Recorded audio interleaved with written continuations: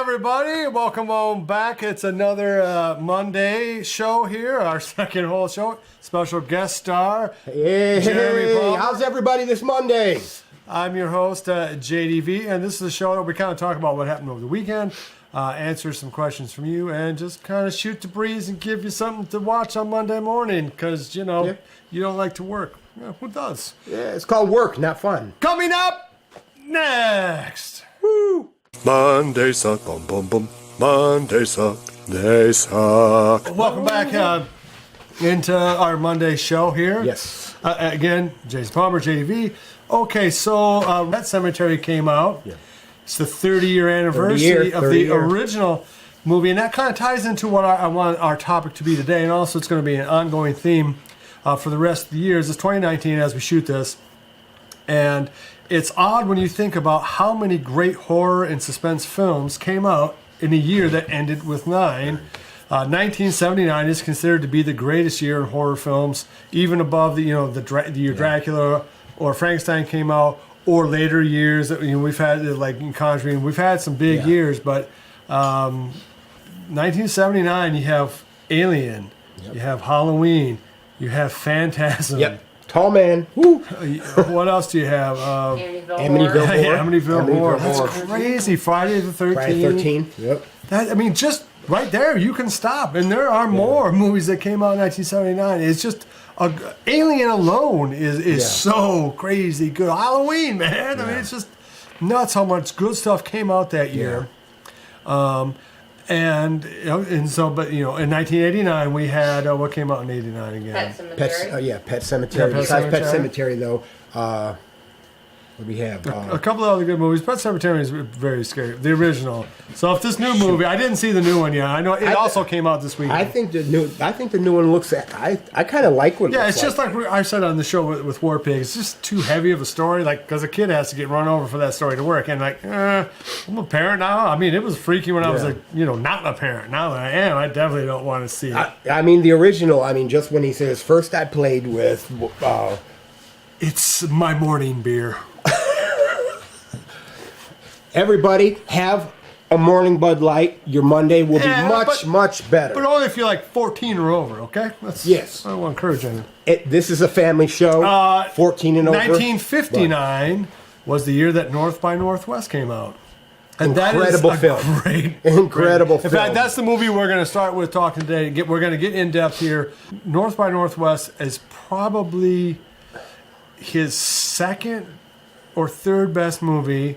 It's his second or third most popular film. It was a giant hit for. Yeah. I mean, that's kind of in part what completely solidified Cary Grant as Cary Grant. I mean, he was so great. A lot of people consider that to be the first James Bond movie, the first spy film. Well, look, I mean, it's genre bending. Really, genre creating is what it really is.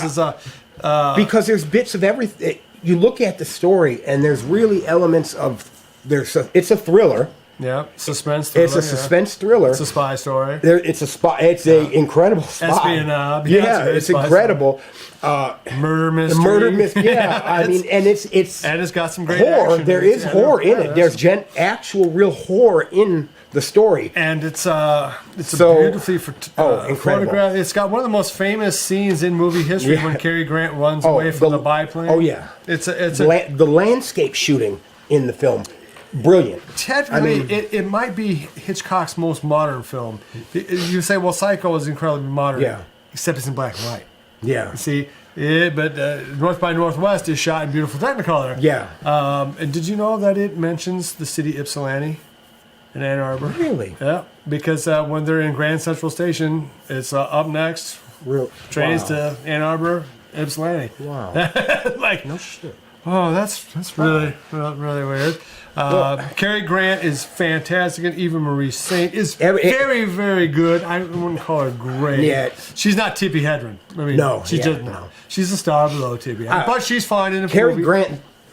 But Grant, it's hard. Cary Grant crushes. Cary Grant is so beautiful that he can make up for a little bit of he say he's fantastic. It's like he does. It's like Martin Landau is great as a slimy henchman to James his Sister Mason. Mary Elephant style. I mean, he's like he almost glides. Yeah, he's so. Cary Grant. If you're not a fan of Cary Grant after watching North by Northwest, you are. Then you're dead inside. That's exactly right.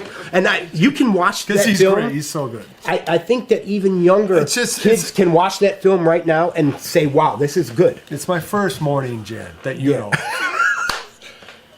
You have to be at least 15 for gin, not 14. 15 for gin right. on Monday. We're responsible. 15. Well, talk about the 20-year process. 1939, 1959, 1979. All right, well, what was in 59? I don't have Google. I mean, this is just crap this up. Northwest, right? Well, yeah, that's what he said. He was 59. 59 was like all those. Gone with the Wind, Wizard of Oz. Also in 1959 was the original House on Haunted Hill with Vincent Price.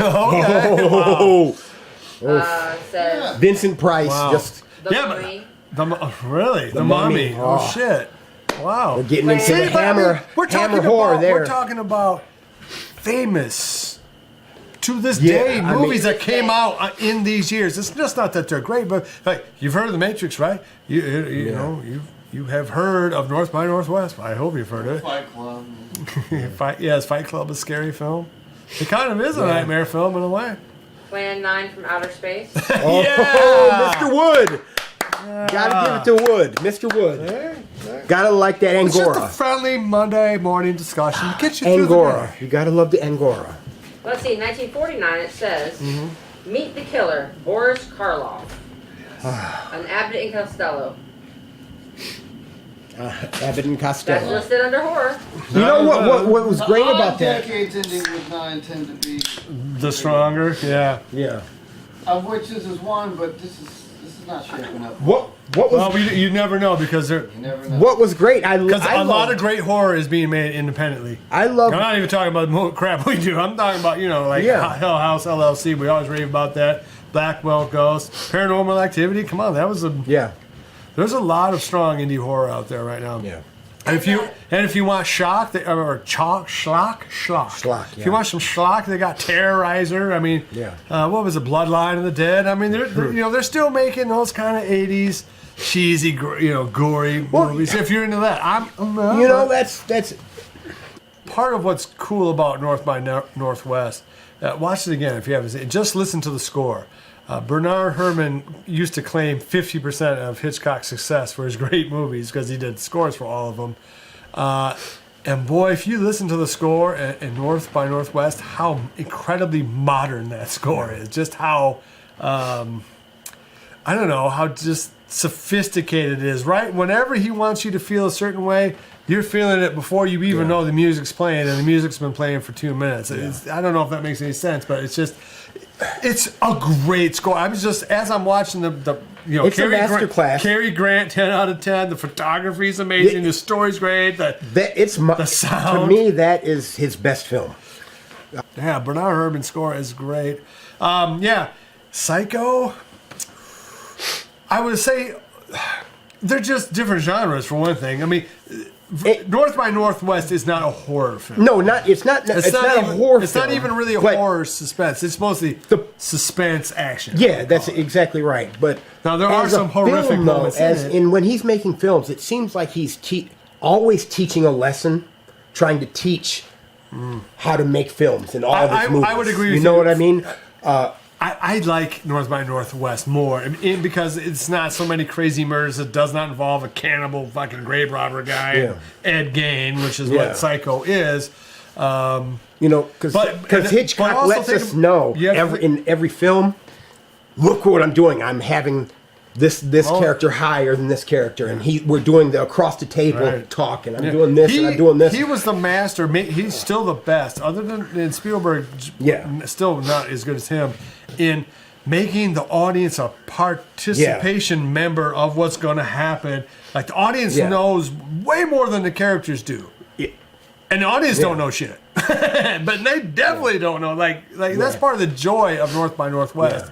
Is Cary Grant seems to legitimately have no freaking clue what is going on in the story. and yet is still able to just Cary Grant his way out of. Like they try to drink him to death. I'm Cary Grant. You can't drink me to death. Yeah, that's exactly. It doesn't matter. You can't drink Cary Grant to death. That man drinks like a fish. You mean there's a freaking room in the ear? That wraps up our discussion. Generally speaking, about horror movies that end in the year 9, starting off in depth a little bit more with North by Northwest. If you have not seen North by Northwest, starring Cary Grant, directed by Alfred Hitchcock, just good. It's like $3, $4 right now. It's not free on anything right now, but it's worth it. See, it's a little slow, but it is in color, so it's got Cary Grant. All right, so coming up next, we're going to answer a few more questions from last couple of weeks on the forum and the YouTube page. Coming up next. It's been a fantastic morning for me. You got to be 15 to have 4 on Monday. You're like a rule guy now all of a sudden. The dude with horns tattooed on his head can talk to me about rules. Hey, this is a family show. Anyway, I hope you enjoyed the topic. So anyway, to wrap up this episode, we're going to talk a little bit about some news. First off, right off the bat, our movie Vampire Land over the weekend hit 1 million total views on YouTube. 1 million. 1 million views. So thank you to everybody who has not just watched Vampire Land, but all of our movies. Reanimated, Living Dead World, Deadeye, Witch Hunter. I mean, I made enough of them. I started to forget them. Watching Two Fat Drunks. Yeah, thanks for watching all of our shows. We also have one other kind of good bit of news. Our very latest film, 5 Must Die, spelled number 5 I-V-E, because the Amazon's not too smart. I'll have a link in the description. 5 Must Die, our very latest, our 5th full-length feature film about 5 students who go urban spelunking in an ancient abandoned insane asylum, get trapped in the storm of the century, and unbeknownst to one of them, to all of them, one of them is hunting them down and doing really bad stuff. So it's actually a very fun little movie to watch if you're in a snowstorm or any kind of bad weather. It is a kind of a classic old haunted house style, like Robert Wise type thing. I mean, that's kind of what we were going for. In every movie I try to steal somebody, and Robert Wise was the guy. Now it might have turned out. Homage. Oh no, it's steal. It's straight up steal. So let's answer some questions. So we had This is from Miss Laura Jeanette. Miss Laura Jeanette. Okay. Hopefully I'm pronouncing that correctly. All right, Michael. Comment on Witch Hunter is everything happens in Harper's Oh, Grove. Witch Hunter. Okay, yes. Where is that town? I'm too lazy to Google it. The town is nowhere. It's kind of somewhere between Dexter and Ann Arbor, maybe, or maybe it's by Tawas or Oscoda. We really don't ever say where it is. It's just kind of actually it's a tribute to Stephen King, who did the same thing with got a bunch of his books. Every movie, every book. But what's the name of the city? Castle Rock. Castle Rock. Yeah, Castle Rock is where things always. You watch The Simpsons? It's freaking Springfield. Yeah, it's Springfield. So it's our Springfield. Yeah, right? It's almost noon, I swear. As far as you know, we're getting ready. I guess this is the first public announcement of it. We're in pre-production right now for our 6th horror film, our 6th film, and it's tentatively called the Red Harvest. And that's not going to be probably the final title. Code name. It's just a code name. I think it's anybody who is in the Star Wars will know the reference to it. And so we're going to probably shoot it in just another month or two. And one of the things I'd like to do, though, is document making of that movie, just so you can kind of get a sense for, okay, well, this is our gear, this is what we're using, and I'll do reviews on the stuff that I use, and just kind of give you like, hey, this is the cheapest, best, like the slider video that just went up the other day. That's a really, I wish I had that 20 years ago. There's so much stuff out there now that can get you your movie or your webcast even looking so much better, and that's kind of like I just had to start using it on the show because I'm just lazy. I just don't want to hook up all these lights and microphones and everything. But it does. That's how Harper's Grove is.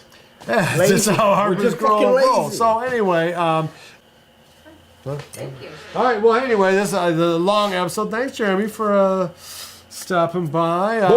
So we start off our series on movies in years that end with 9 with North by Northwest. Our movie Vampire Land went over 1 million views. Thanks to everybody out there. Our very latest movie, Five Must Die, is now available on Amazon, both free to Prime members and to buy, I guess, if you're not, or something like that. Yeah. As well as on other services. Keep out checking out our stuff. We're going to try to have something new on Saturday nights all the time, something on Monday, something on Wednesday, and maybe something on Friday. So we're trying to soup up the content. As always, like, subscribe, share, hit the notification button, and love each other. Until next time, mwah! Au revoir. Oh. Cut. Did you say cut on my set, wench? Bitch! I know, how dare you? Going back to my hole. Back to the box! Be sure to visit evilgeniusentertainment.com for exclusive content, swag, casting call news, and much, much more.